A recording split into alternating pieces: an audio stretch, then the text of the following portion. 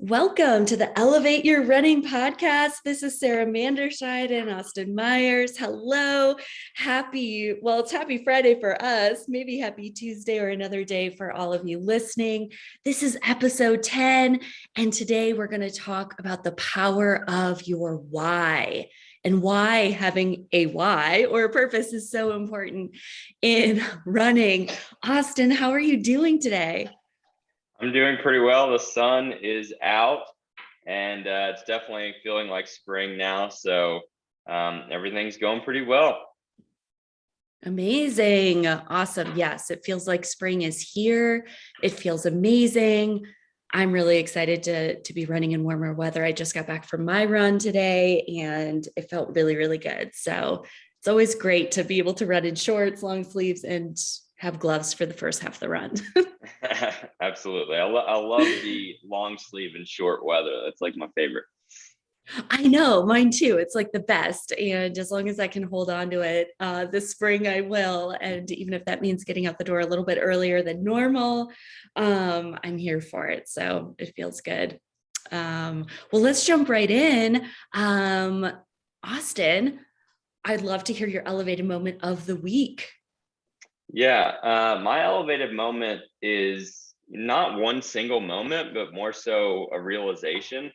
About midweek, it just felt like everything was kind of compounding and stress was building. And what I realized was it's so easy to lose sight of what excites us and what really brings us joy and happiness. And um, I think I needed to kind of get out of rhythm almost. We talk a lot about how important routine and rhythm is to our lives, and it's certainly a staple and a key to success. But when we fall too heavily into a specific way of doing things to the point that we're sacrificing moments of happiness and excitement to meet those expectations that we're beginning to hold ourselves to, um, we start to kind of lose the luster that life provides us with. And that's what I kind of noticed midway through this week was that I just needed to, in some ways, break the routine,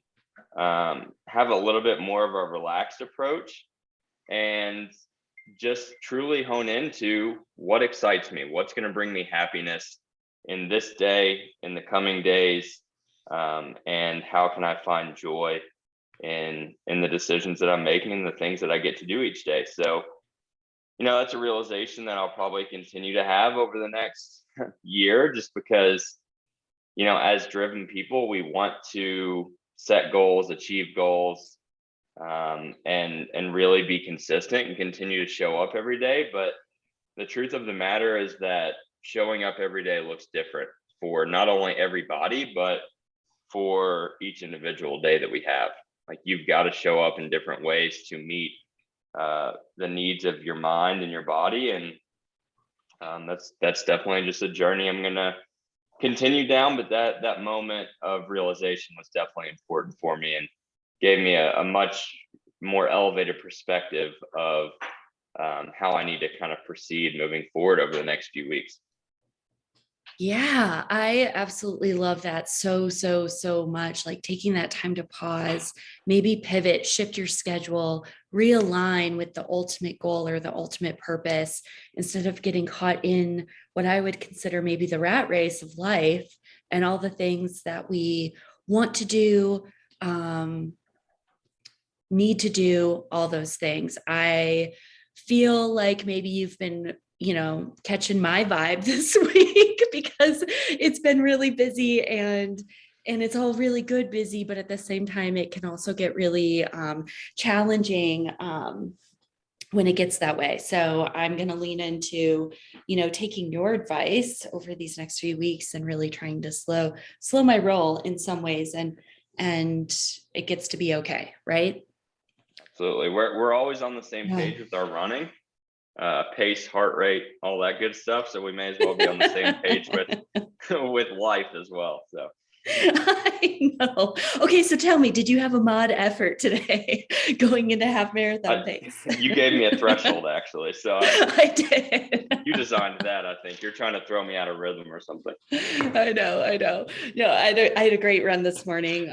Definitely part one of my elevated moment. I I had a little autonomy today in my training plan from my coach, and that felt really good. Right now, I'm just running easy and sprinkling in some strides, but no structured workouts right now. And mentally, I just needed a break from it. But today, I had the green light to do kind of whatever I wanted to do. If I wanted to run all easy, throw in some strides, I could. If I wanted to take it to like a mod effort of easy in the first half, push up to, half marathon pace in the second half, add strides, do whatever fills my cup for today. It's my only solo run this week. So, actually, I take it back. I had two 30-minute solo runs earlier this week, but I've shared with someone yesterday, it doesn't really fill my cup. Those 30-minute runs are so tough because they're so good, but I feel like I'm just getting into it by the time it's over. So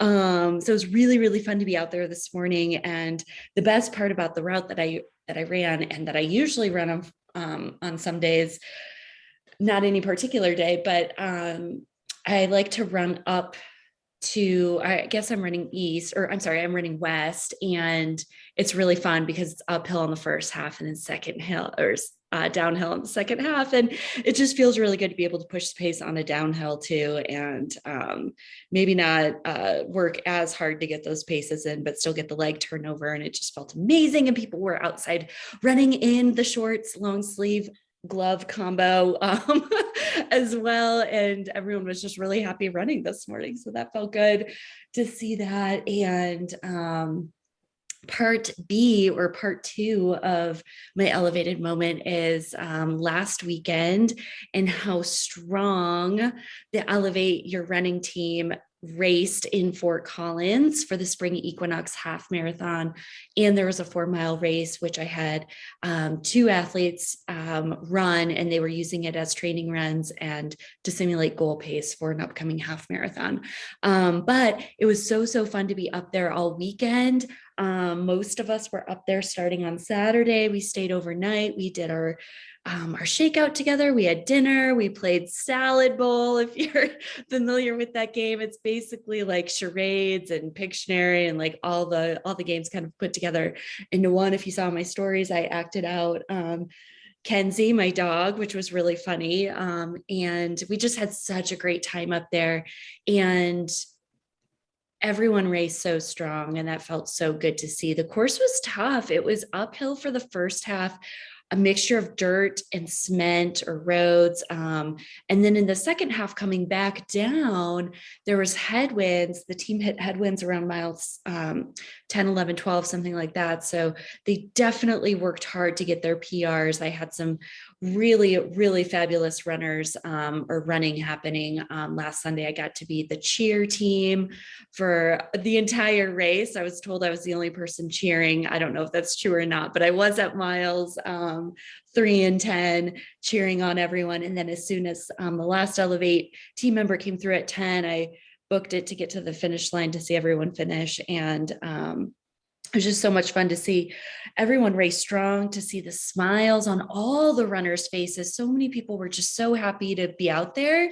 And as I'm saying hi and telling them that they look strong and to keep going and all the things, someone yelled out to me, "You should be a coach." And I said, "I am a coach." So that was kind of funny.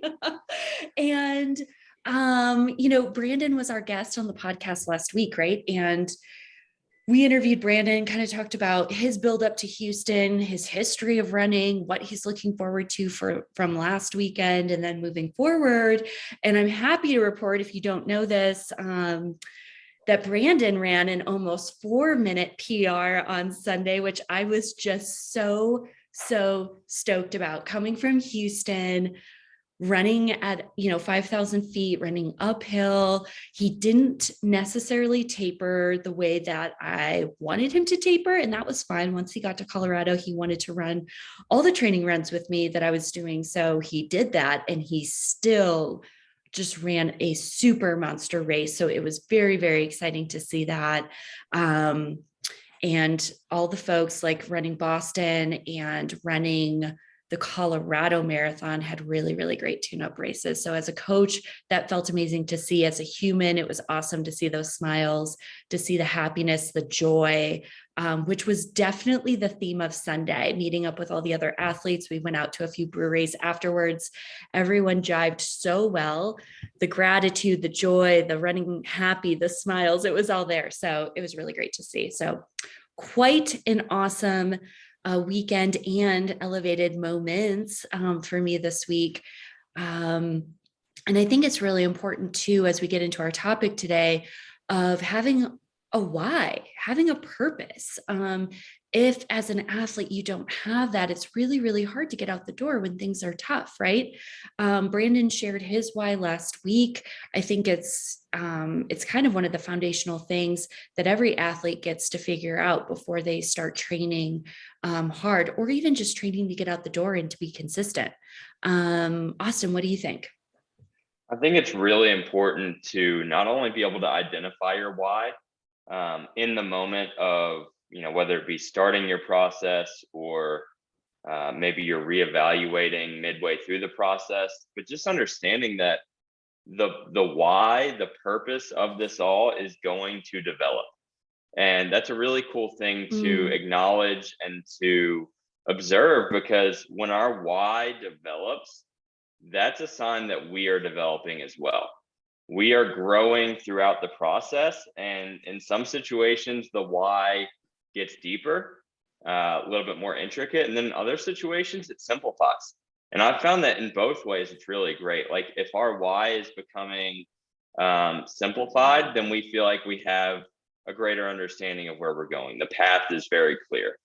And when mhm. the why is a little bit more complex, that can be a really great thing too, because it means that we're honed into different aspects of our life or of what we're doing. Like it's not just about setting a PR, it's about developing as a person as well, or showing up, as Brandon talked about last week, showing up stronger for his profession, for his family. That can all be a part of your why for your running journey. And it's also important to recognize that the why that you establish for running or for any physical pursuit that you may have is going to be very strongly connected to the why that you have for other areas of your life. These purposes that we set are all built around our values. And if our values are clear to us, or if at least we have the desire to clarify our values, then our why and our purpose for each area of our life, it may be catered a little bit to specifically what the goal is. So if we're, pursuing the goal of a PR, or if we want to move up in our profession, that's obviously going to be the goal. But the why, the purpose that we have, is going to be a core way that we express our values in our life. And I find that to be really cool. And I think that's a really important reason to focus on the why and try to really continue to make it a cornerstone of your day, of your week, because it provides a roadmap in some ways. Like the road isn't always clear in our pursuit of a goal, but when we have the why, we at least know that any forward progress is good progress. And that Mm. sometimes forward progress feels like you're taking a few steps backwards. But if the vision remains clear, you can be pretty dang sure that just continuing to impose action every single day will move you a little bit closer. And as the years pile up, you're going to look back and realize how much progress was made just because you set forth the purpose and the clarity necessary to continue moving forward.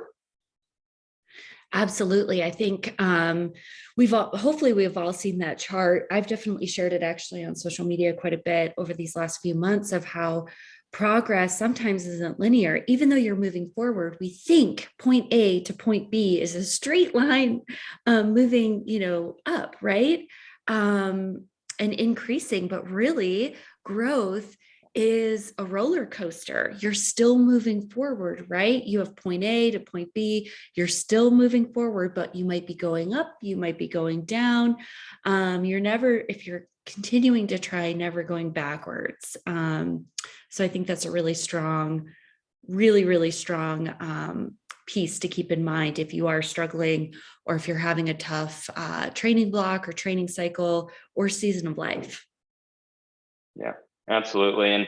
And really, talking to Brandon last week, kind of got me thinking, and that was part of the inspiration for this podcast, was why did we get started with running?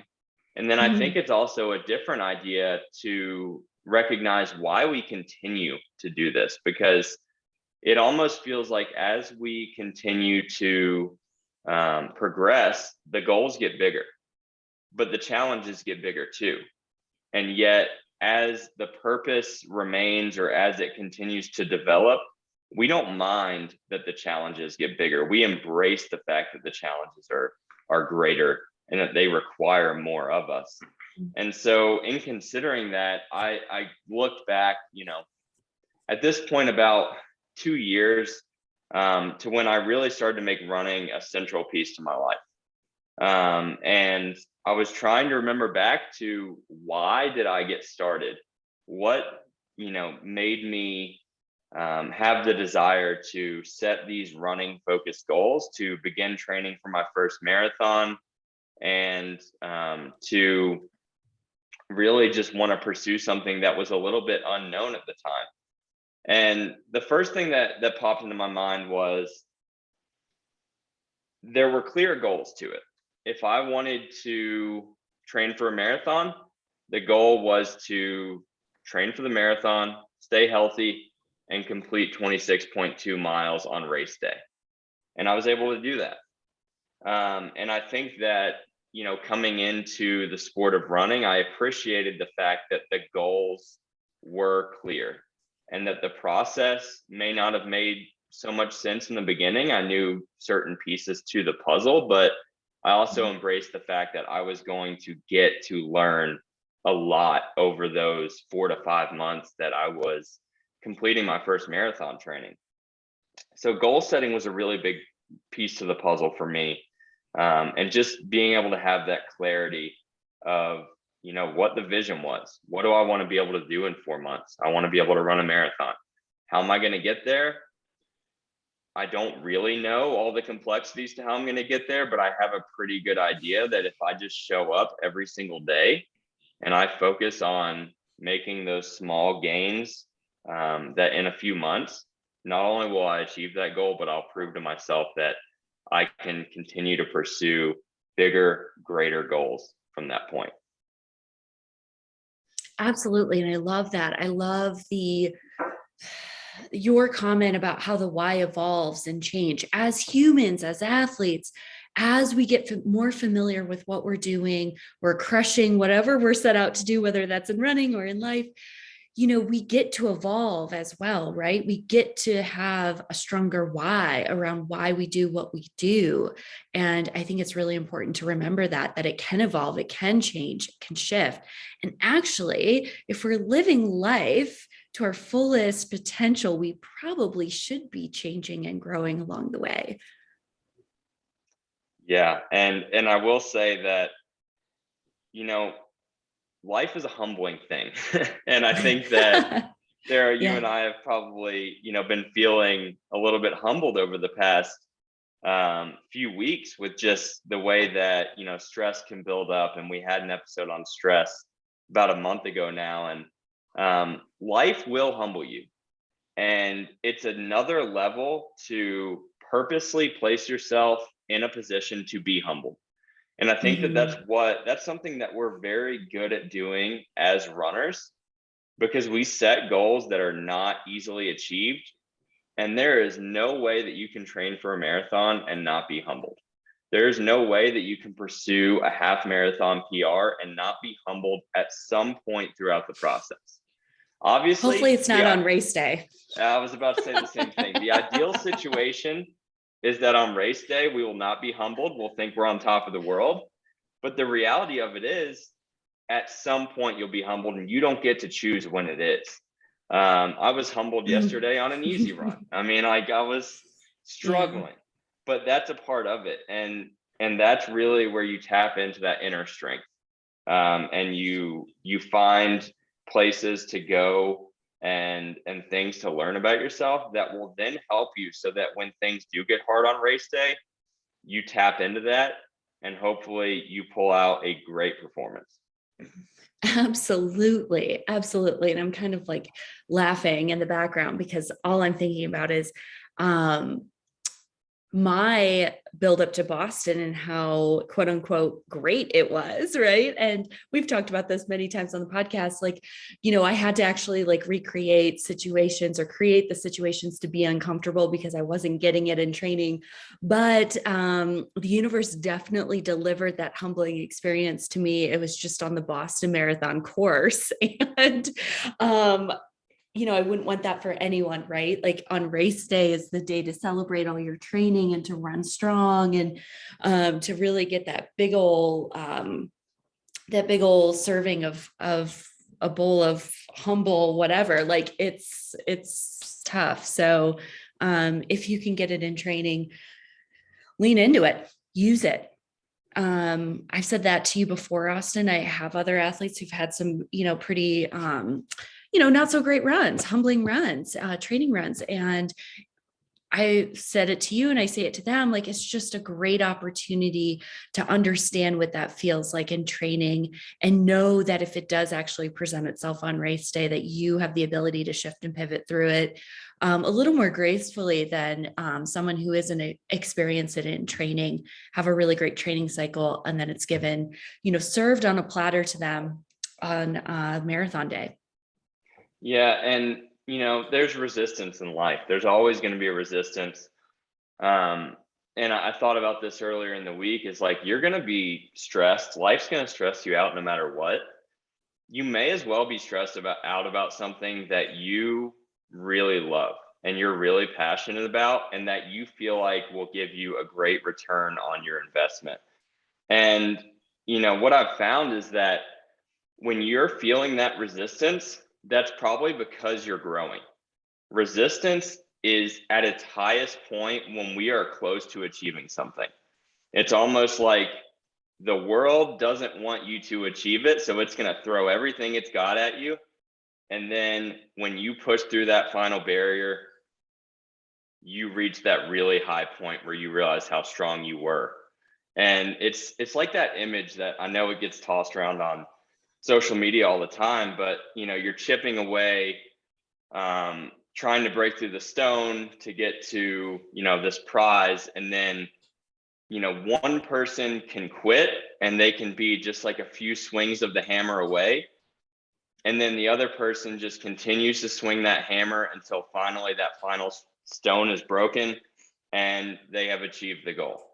We don't know how long it's going to take. We don't know how many swings of the hammer we're going to have to, impose on that piece of stone. But if you trust that, resistance is going to be there no matter what, stress is going to be there no matter what, but you keep swinging and you keep, aiming to grow and approach your process in a smart way and an informed way. And, we've talked about the power of community and bringing people onto your team to help you work through those moments of resistance and stress. And when you do that and just continue focusing on moving forward a little bit each day, you'll get there. We don't know when we're going to get there, but you'll get there at some point. Absolutely. It's all about patience, right? Patience, surrounding yourself with people who lift you high, creating a really great team, having a coach and leaning into having great conversations with that coach and asking all the great questions on coaching calls and really be intentional rather than, in my experience, like last minute of getting texts about XYZ on, workout day. Like be intentional, be all in, be really ingrained and surround yourself with the training and show up. Sarah, why did you get started with running? What was your inspiration Yeah. to get started? Yeah, that's a great question. I started running right after college. So I was about 23, 24. And I was feeling just, the stress of the 8 to 5 and also sitting in an office all day really just didn't suit me that well. So I thought, well, running is like the lowest barrier to entry, right? All you really need is a pair of running shoes. And at that point, um, I guess I'm dating myself a little bit. The iPod Nano came out my last year of college. And so I had an iPod Nano and I They had a don't they pair of don't make running them like they shoes. used to, Sarah. Just, maybe some of you don't even know what an iPod Nano is, but my sister Angie and I both got one on release day, and it was so much fun. We just loved it. And I mean, most of you know how much I love music. So thank you, Steve Jobs. And um, so I had the Nano, I had the running shoes, and my at the time for a few months I was living with my parents as I transitioned into like adulthood, and we live next to a really awesome trail that goes right to Lake Michigan. So that was kind of my running route, and I leaned into just movement and wanting to release stress at the end of the day, have movement, be outside. Those are all still core values of mine now and still like kind of attached to my why now. Um, and it felt really good. And then as I had no real ambitions to race at that point. I was just going out to run, and I was running every day, and I know I was running probably way too hard. And but I do remember at the very beginning of running, or that summer of running, I thought it would be really cool to run the Boston Marathon. But wow, that just seems like so hard and such a long ways to run, right? Um, and then my why over the years has really, really evolved. I mean, I think it's still 100% attached to movement, being outside, being healthy. Um, I also just love training, and I love going out the door every day to see what I can create. I love seeing like who I'm going to see on the trail or on the bike path. I feel like I run into someone I know most days, and that brings me a lot of joy. I also coach like community group runs and long runs. So seeing the joy in their faces as they get to go through, maybe it's a 5 mile run, or tomorrow, like Saturday, we're going to run like 16 miles, and that could be someone's longest effort ever. Like that just feels really good too. But having that consistency, it feels like it's a piece of my day or part of my lifestyle, right? Running every single day, or 6 days a week. But it's really just working towards the goals, right? I love, love, love working towards goals, and knowing that there's some really good potential still out there for me too makes me get out the door every day. And I posted about this earlier this week on social media. Sometimes the motivation isn't always there, right? Like I'm pretty busy right now with coaching, which is a really great quote unquote problem to have. And some days, like I'm just so in what I'm doing with, replying to plans and writing plans and coaching people through difficult times over text message. And that's just the coaching piece to it. There's not, the planning for the podcast or all the other things that I do in a week that all align with coaching. But some days it's hard to get out the door. And it doesn't happen often, but sometimes it happens. It's usually on a cold day. And what I do is I set myself up for success, and I wear like my favorite outfit, which as a female, like that feels good. And on particular days, I actually wear my Boston long sleeve shirt. with like my Boston shoes. And I know I probably look like a total dweeb out there with like all my Boston gear, but really, if you see me in that outfit, it's probably because I needed the motivation to get out the door. And, for me at this point in my marathon career, like, my why's kind of evolved. It's now Boston. It's now running, what wave can I get into Boston? Can I get that sub 3? And being consistent to get out the door every day is one step forward to that sub 3. So keeping that all in mind every day when I go out. So that's my invitation to you, to anyone listening today is, create your why and also know that it can 120% change over time, and it actually should.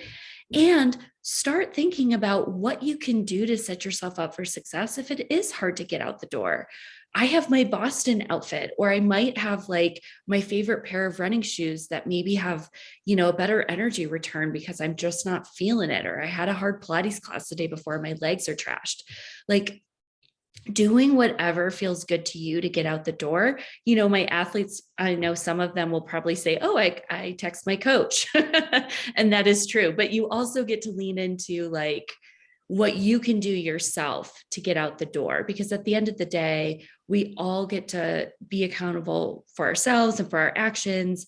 And yes, you can surround yourself with people who lift you high to also motivate you. But at the end of the day, the buck stops with you. You get to figure out how to move forward and how to get out the door, what your why is, and why you should continue to keep going. And it's super fun. It's super special. You're also going to learn a lot about yourself in the process. It's really a testament to the importance of having a purpose that is just deeper than one reason. It's multifaceted. Like, part of your purpose, Sarah, and I'm in the same boat as you, is that we want to achieve. We want to make progress over time. And I love Oh, that you yeah. mentioned, like, when you first thought about trying to qualify for the Boston Marathon, like, was that a possibility? And in your mind, you're like, oh man, I don't know. That's going to be hard. But it's amazing how the work that we do compounds. You said you were running, Mm-hmm. every day at that point in your life. You were running because you needed it. It gave you separation, it gave you space. And then when you continue to show up, it's amazing how you look at that goal that once seemed so far off, so impossible. And it's like, oh, I think I can do this. And then you do. And that's a huge part to our purpose. Like, look for that incremental progress that you can make, and just trust that if you Yeah. continue to show up, you will look back at some point and just be amazed by the amount of growth you've made, not only physically, but your mindset. You're going to believe that you can achieve things that 6 months, a year, 2 years ago, you weren't sure would be a possibility one day. And Yeah. then, go ahead.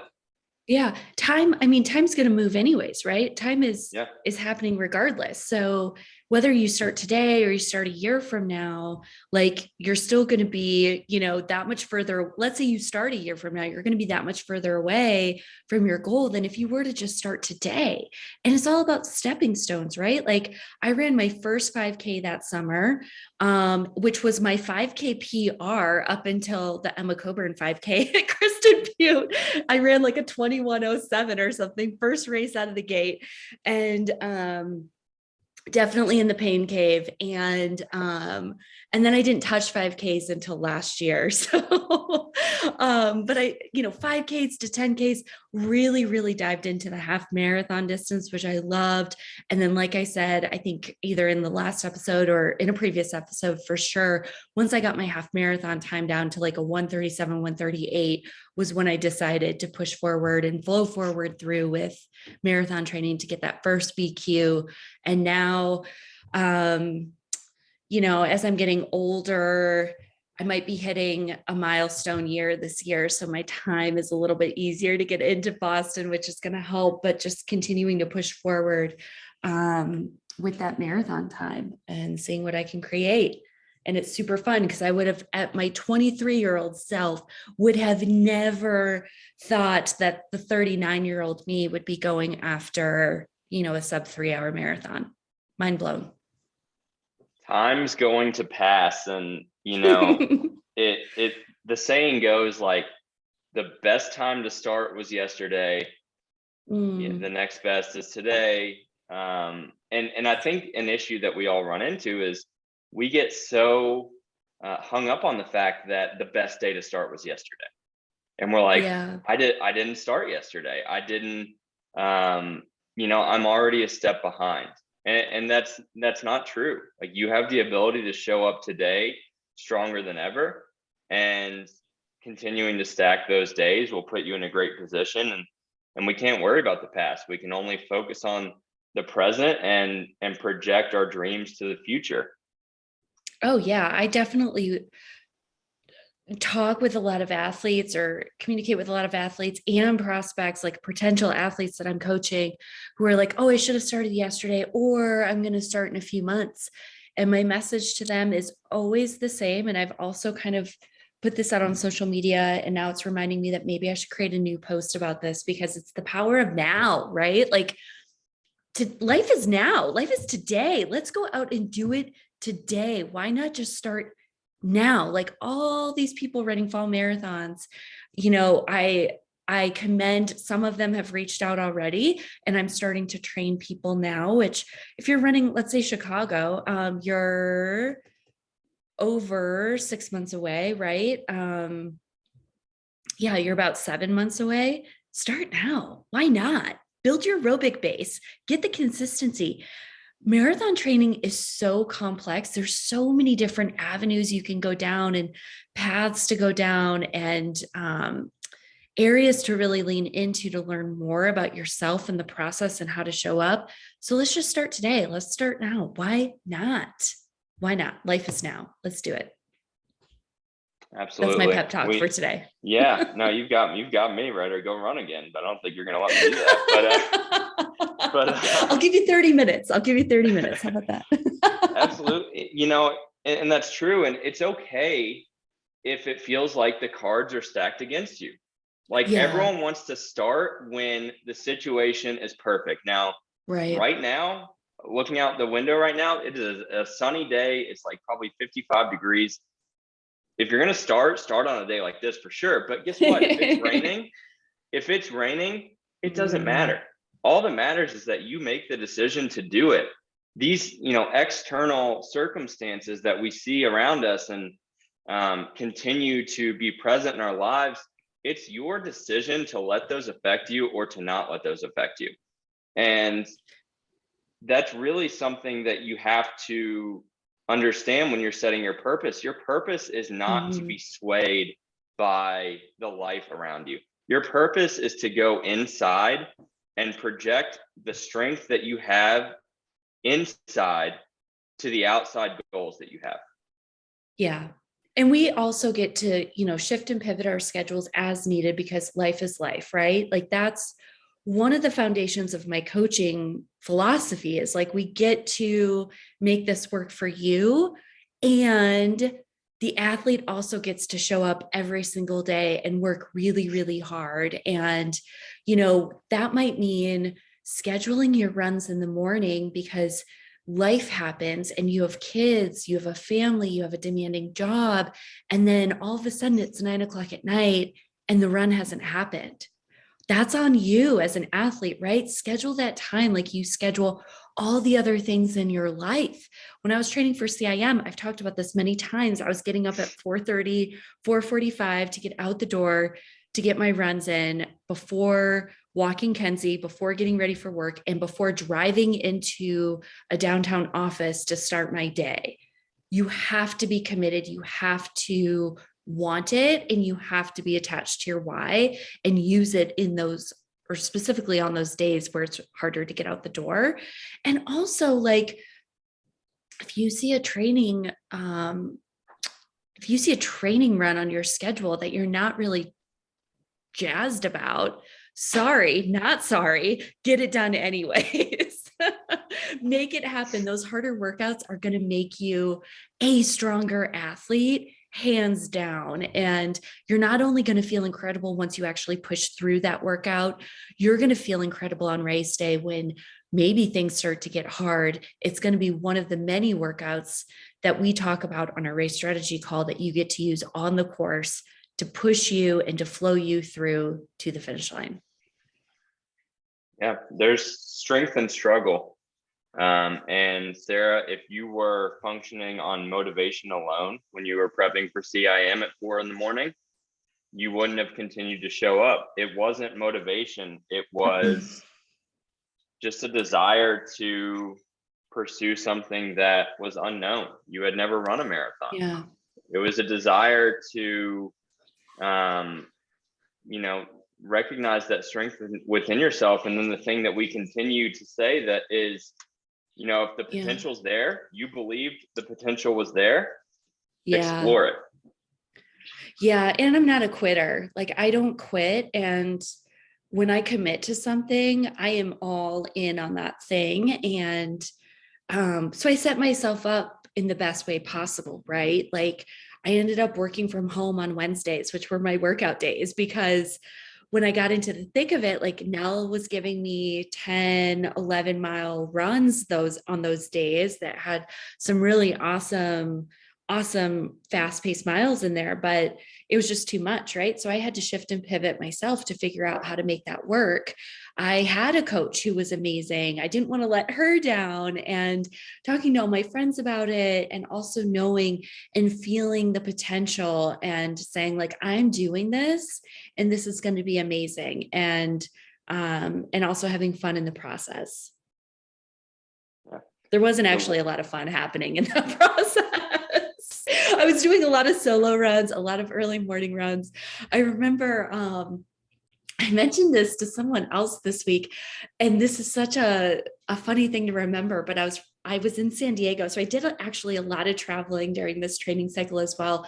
So if anyone needs recommendations on how to get your long runs in like St. Louis, Moab, San Diego, like, I'm your gal. I can totally help you out. But I was doing a lot of traveling and needing to fit in my long runs and just runs in general. But anyways, I was in San Diego to also race a 10K with my friend, Tiffany, and it was sponsored by Lululemon. We love the Lululemon race series. I think they've actually put it on pause with the pandemic, but when they bring them back, they are the most fun. They just make everything so fun and incredible. And if you get a chance to run anything Lululemon, definitely do it. But we were there to run the 10K.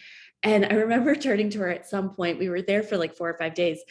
And I said, oh my gosh, I don't remember in this training cycle running in consecutive days in the daylight, because I was constantly running in the dark for my training. So that was just kind of a fun thing to note, and just know that if you're out there running in the dark every day, I get you, I see you, it's okay. It's going to make you a stronger runner. At the end of the day, I was doing a lot of solo efforts in the dark, just getting things done, checking the box, moving on to the next thing. So I was incredibly busy. And that actually was the fuel to the fire to run a very strong last 10K.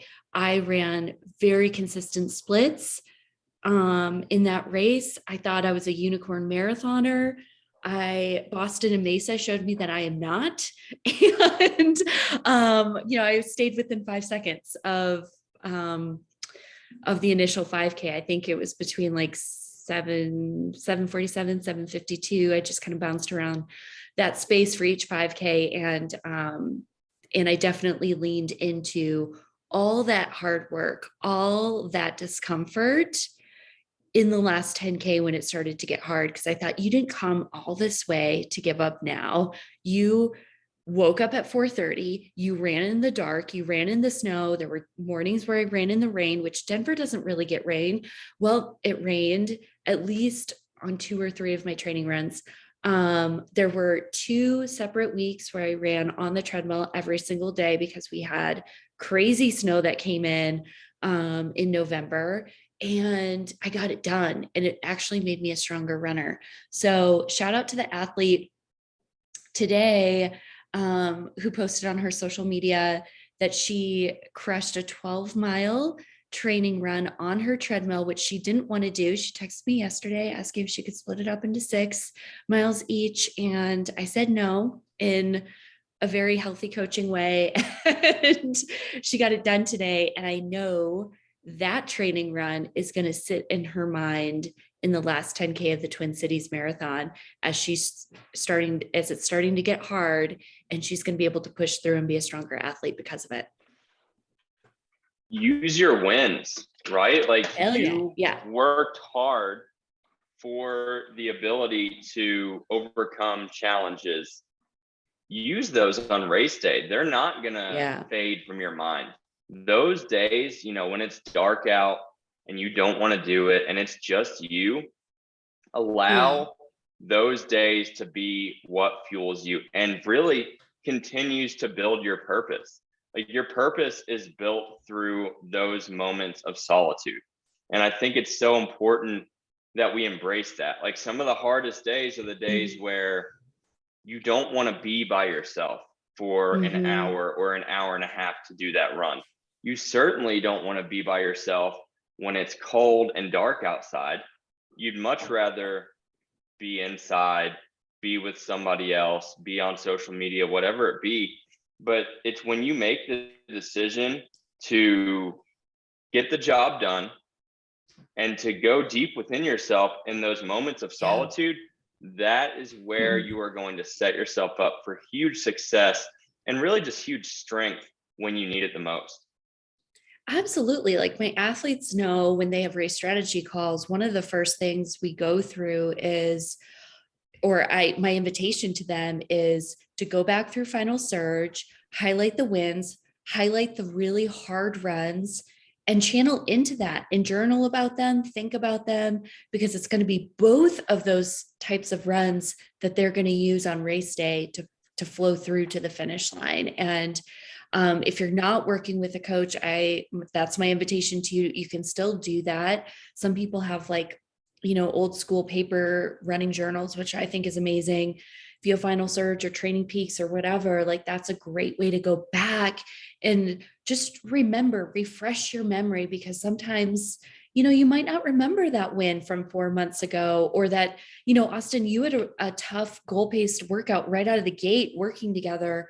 And that's actually going to be so great for you to use on race day. It's going to make you stronger and to be able to push through the uncomfortable on the Colfax course. And, a lot of my athletes text me their training runs, like how they did all these things. And my invitation, I always say to them is, hey, can you log this in Final Surge? It's great that you want to share it with me. However, Final Surge also gets to be like a running journal for you. And you get to add notes that I don't really see because I have to dig around to see them. And I don't really have time or the desire to do that. There's a comment section that my athletes get to use where we get to communicate back and forth together. But the notes section is so powerful because it's your own running journal. Why not? If you're looking for validation from me or whatever the case is for texting me about your run, that's fine. But use the notes section to your advantage. Write down the things that worked, that didn't work, things that felt great, things that didn't feel great. Maybe you discovered that your why is changing. Write that down, because it's a really powerful tool during taper to go back and to read where you were, mind, body, and soul on any particular race day or workout, to really move the needle on race day. And really internalize all of this. You talked about that run that I struggled. It was the first long run of, this official marathon prep. And I just struggled to hit the goal paces. And it was certainly a situation where after the first set of marathon pace miles, I was kind of putting myself down, and it was a mental struggle, probably more so than physical. But what I got to do after that run was I got to internalize it. I got to reflect on what my purpose is. And a big part of my purpose now, at this point of my running journey, is that I can prove things to myself every step of the way. And I knew after that run that it was over. And the next chance that I got to hit marathon pace miles in a workout, in a long run workout, I was going to. That was in some ways, something that I like to talk about a lot is that was a chip on my shoulder. I said, Mhm. you couldn't do this a few weeks ago. What are you going to do today? And Mhm. last Saturday I showed up and I got it done. You And crushed it. you You don't crushed it. I need can say that.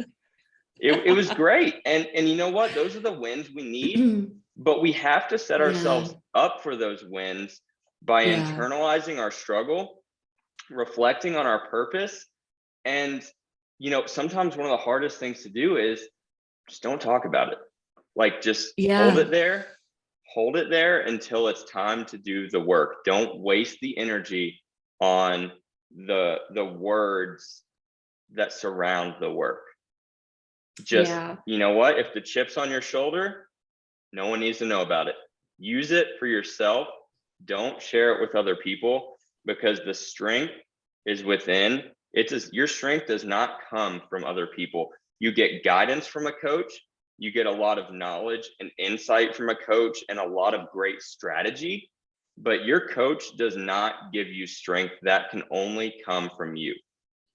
Yeah. I can give my athletes confidence. I can give them motivation, inspiration, but there has to be something coming from within, because if the desire, the why isn't there from the start, it's going to make it just really challenging on race day.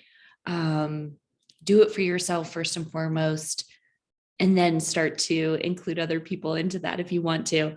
I do want to piggyback on what you said though about, sometimes our biggest quote unquote falls or fails could be our biggest breakthroughs, right? Sometimes it takes falling down. Like, we can use your goal pace training run as an example, Austin. It wasn't terrible, the first one. Like, you just had a harder time getting there than maybe what you thought you were or that you would.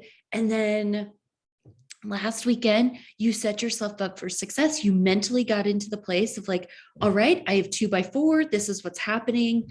You enrolled a runner who is slightly stronger than you to help pace you, which I was so happy to hear that. So you're taking in like the team effort, right? You're not just flying out there solo trying to do this all on your own. You asked for help and you had a good friend come in and help you with that. And my comment to you after the fact was like, one, you crushed this workout. You set yourself up for success. I'm so proud of you. And you ran the cool down miles way too darn fast, which showed me that you were feeling good and you were probably just on cloud nine, which is also a really great feeling to have. So now you've had two goal pace long runs, one that just didn't really go well. You kind of fell flat, right? It just wasn't great for a lot of different reasons, and a super, super successful one. And I know when you're on the Colfax course, you're going to be able to pull lessons learned from both of those and show up stronger because of it. Yeah, absolutely. And I will say, before the workout, I told my friend, I said, hey, we're going to crush these marathon pace miles, but when we get to the cool down and even the recovery, we did well in the recovery miles.